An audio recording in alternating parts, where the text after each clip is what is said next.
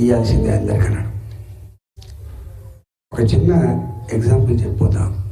వినోద్ కుమార్ అని మాజీ ఎంపీ గారు ఉన్నారు కరీంనగర్. మేమిద్దరం కలిసి వస్తున్నాం.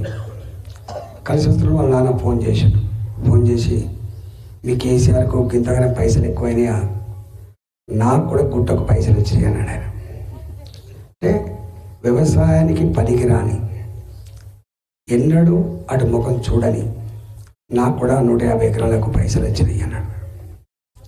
నేను వెంటనే అన్నా, గ్రామాలలో తిండికి లేక తన కొడుకు ఏదైనా జ్వరం వస్తే, తన భర్తకు ఏదైనా వైద్యం అవసరం పడితే 5,000 రూపాయల సాయం దొరకదు. కానీ 150 ఎకరాల భూస్వామికి, వ్యవసాయం చేయని గుట్టలకు ఒక 15 లక్షల రూపాయల సంవత్సరానికి వస్తే ఎంత బాధేస్తుంది అని చెప్పి నేను వెంటనే అన్నా. మీకు తెలుసు, ఆ రైతు బంధు తీసుకుపోయేటప్పుడు బెంజ్ కార్లలో BMW కార్లలో ₹1 కోటి కార్లలో వచ్చి ఆ చెక్కులు తీసుకుపోతున్నప్పుడు పేదల కళ్ళలో ఎంత కన్నీళ్ళు ఉంటే ఒకసారి అర్థం చేసుకోండి. ప్రభుత్వ పైసలు. నేను కొత్తగా మా లక్ష్మణ్ అప్పుడు ఎమ్మెల్యే ఉన్నాడు. నేను కొత్తగా తెలంగాణ వచ్చింది. నేను బడ్జెట్ ప్రసంగం మొట్టమొదటిసారి చేసినప్పుడు నేనే దాన్ని రాసిన. ₹1 ఈయనన్న శాసనసభలో బడ్జెట్ పెడుతున్నా. రెండవది, ఈ ₹1,00,000 బడ్జెట్, ఈ 1,00,000 కోట్ల బడ్జెట్, ఇది రాజుల సొమ్ము కాదు, రాళ్లపాలు కావడానికి నా ప్రజలు సబ్బు బిల్ల కొన్నా, సైకిల్ మోటార్ కొన్నా, ఒక టీవీ కొన్నా, ఏ వస్తువు కొన్నా కడుతున్న పన్నుల పైసలు. ఈ పన్నుల పైసలు పేదోళ్ళ ఆకలికి, కన్నీళ్లకు పరిష్కారం చూపాలని చెప్పి నేను రాసిన. ఈయనేమో గవర్నర్లకు డబ్బులు ఇచ్చాడు. మొన్నటి వరకు నేను ఎక్కడో కోపం వచ్చి మంత్రిగా ఉన్నప్పుడు నేను చెప్పిన, అంటే అదే మోడీ గారు ఎవరికి ఇచ్చిండు? నాకు తెలిసి దేశ చరిత్రలో నేరుగా కేంద్ర ప్రభుత్వం అనేది రైతాంగానికి ఆదుకోవాలని డబ్బులు ఇచ్చిన చరిత్ర ఎప్పుడు లేదు, డైరెక్ట్గా ఎప్పుడు లేదు. కానీ మొట్టమొదటిసారిగా మోడీ గారు, ఈ దేశం వ్యవసాయం మీద ఆధారపడ్డ దేశం, నా దేశంలో ఇప్పటికీ 60% పైబడి గ్రామాలను జీవిస్తున్నారు. ఆ గ్రామాలు బాగుపడకుండా రాష్ట్రాలు బాగుపడవని, రాష్ట్రాలు బాగుపడకుండా దేశం బాగుపడదని, ఇప్పటికే వ్యత్యాసాలు పెరిగిపోతున్నాయి బాగా, ఆ వ్యత్యాసాలు ఆగాలని చెప్పి భావించి ఇవాళ నేరుగా రైతాంగానికి ఎద్దేడిసిన వ్యవసాయం బాగుపడదు, రైతు ఇచ్చిన రాజ్యం బాగుపడదని చెప్పి మొట్టమొదటిసారిగా సాహసం చేసి ఇవాళ డబ్బులు ఇచ్చినటువంటి మోడీ గారు మాత్రం లేనులకే ఇచ్చాడు, లిమిట్ పెట్టాడు. అది మోడీ గారికి ఈయన కూడా తేడా. రెండవది ఇంతకుముందు అన్న చెప్పాడు, ఎప్పుడు కూడా కేంద్ర ప్రభుత్వం నేను ఇస్తున్నాను ఇప్పుడు ఎక్కడ చెప్పుకోదు, గుర్తుపెట్టుకోండి. ఎవరు తెలియదు, ఇప్పుడు చెప్తాను తెలుపుతాను. వడ్లు కొనేది కేంద్ర ప్రభుత్వం అని మొన్న తెలిసింది. యూరియా బస్తాల మీద సబ్సిడీ ఇస్తారని చెప్పి మొన్న తెలిసింది. రైతులు రాళ్ళ వానతో లేదా అకాల వర్షాలతో పంటలు కొట్టుకపోయినా, ఎండిపోయినా వాళ్లకు కంపన్సేషన్ ఇన్సూరెన్స్ స్కీమ్ అనేది కేంద్ర ప్రభుత్వంతో చెప్పి చాలామంది తెలియదు. మేము శాసనసభలో ఉన్నప్పుడు రాజశేఖరరావు, రోషా గారు ముఖ్యమంత్రి ఉన్నాడు. ఎప్పుడు ఒక చర్చ జరిగేది. అంతకుముందు రాళ్ళవానకు డబ్బులు రాకపోవు, ఇన్సూరెన్స్ లేదు. ఒక ఊర్లో రాళ్ళవాన పడితే ఒక్క పక్కకు రాళ్ళవాన పడి మళ్ళీ ఇంకో పక్కకు పడకపోతుంది. ఒకటే రైతు పొలంలో ఒక సోల్తి ఒక సాలు పోసినట్టుగా కొంత ఖరాబ్ అవుతుంటే కొంత మంచిగుంటాడు.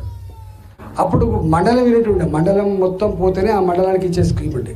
కానీ మోడీ గారు వచ్చిన తర్వాత ఒక గుంట పోయినా, ఒక ఎకరంలో గుంట పోయినా కూడా కంపన్సేషన్ రావాలి, ఇన్సూరెన్స్ రావాలని చెప్పి ఇవాళ మనకు ఆ స్కీమ్ పెడితే కేసీఆర్ గారు ఏం చేసిండ్రు?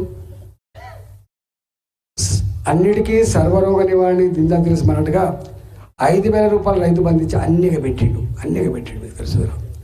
ఆయన అన్నాడు, నేను వచ్చినాకనే రైతులకు ఎరువుల బాధ పోయింది, నేను వచ్చినాకనే విత్తనాల బాధ పోయింది. ఈ విత్తనాలు ఆయన పరిధిలో రావు, ఈ ఎరువులు కూడా ఆయన పరిధిలో రావు. చాలా మంది తెలియదు. విత్తనాలంతా కూడా ఆపరేషన్ కేంద్రంలో దగ్గర ఉంటుంది తప్ప రాష్ట్ర ప్రభుత్వం దగ్గర ఉండదు. కేంద్రం నియంత్రిస్తుంది. ఈ ఎరువులన్నీ కూడా కేంద్ర ప్రభుత్వం దగ్గర ఉంటుంది తప్ప రాష్ట్ర ప్రభుత్వం దగ్గర ఉండదు. ఎవరు వచ్చినాక ఈ ఎరువుల బాధ పోయింది, ఎవరు వచ్చినాక ఈ విత్తనాల బాధ పోయింది, ఇవాళ మోడీ గారు వచ్చిన తర్వాత ఈ బాధ పోయింది. అంతకుముందు కేంద్రంలో కాంగ్రెస్ పార్టీ ఉంది కాబట్టి ఆ బాధ వాళ్ళు పెట్టిండ్రు, ఇక్కడ వీళ్ళు పెట్టిండ్రు.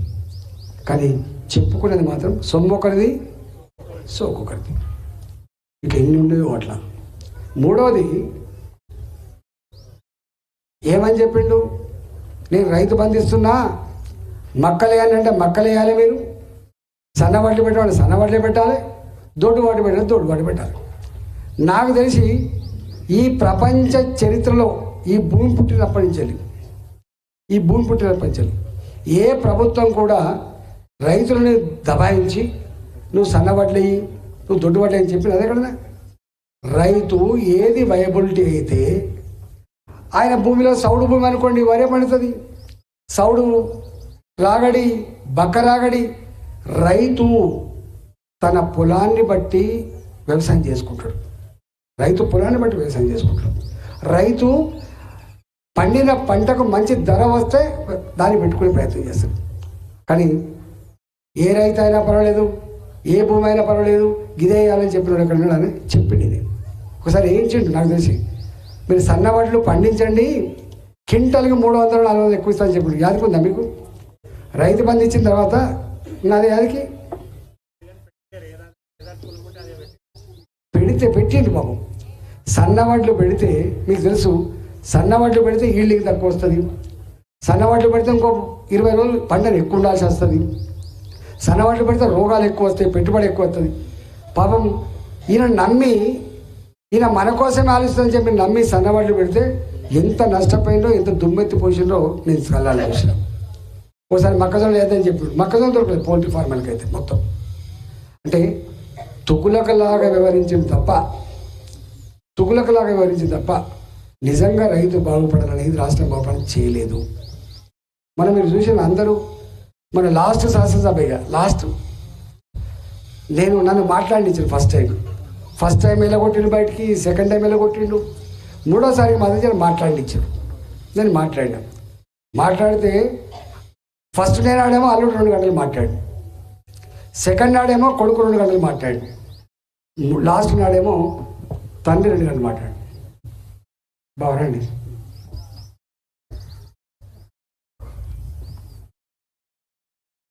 వెంకరెడ్డి గారు మా బావగారు వారు. అయితే